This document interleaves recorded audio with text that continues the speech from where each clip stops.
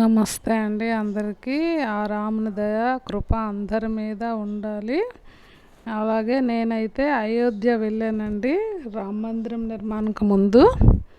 ఇక్కడైతే మీరు చూస్తున్నారు కదా, ఈ రామ మందిర నిర్మాణం తాలూకా వర్క్షాప్కి వెళ్ళామండి. అక్కడ పెద్ద పెద్ద ఇటుకలు రాళ్ళు అన్నీ తెచ్చి డిజైన్ చేశారు. ఈ ఇటుకలు అయితే మాత్రం ప్రతి ఊరు నుంచి వచ్చాయండి, ప్రతి గ్రామం నుంచి వచ్చాయంట రామ మందిర నిర్మాణంకై. మేమైతే వర్క్షాప్కి వెళ్ళామండి. అప్పుడు కన్స్ట్రక్షన్ అవ్వలేదు. ప్రతి ఇటుక ప్రతి గ్రామం నుంచి ప్రతి ఊరు నుంచి రామదేవునికి ప్రతి ఊరు నుంచి ఇటుక పంపించారటండి. ఆ ఇటుకలన్నీ ఇక్కడ స్టోరేజ్ చేశారు రామ మందిరంలో వేయడానికి.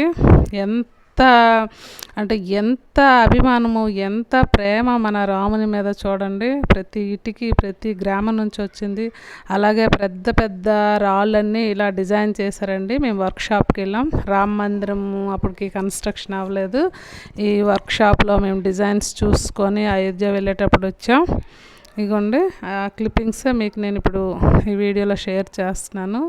అప్పుడైతే మేము ఈ టెంపుల్ ముందు వెళ్ళాం కదండి, అక్కడ గంట కూడా చూసాం. ఇగోండి రాముని విగ్రహాలు అప్పుడు ఇలా ఉండేయండి కన్స్ట్రక్షన్ అవ్వకముందు అయోధ్య రామ మందిరంలో.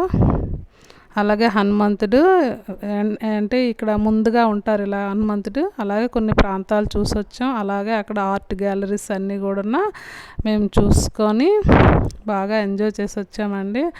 ఆ అయోధ్య క్లిప్పింగ్స్ మీకు ఇప్పుడు నేను చూపిస్తున్నాను. ఇగోండి. జై శ్రీరామ్. నా వీడియో కానీ నచ్చితే షేర్ చేయండి, సబ్స్క్రైబ్ చేయండి, లైక్ చేయండి. Thank you.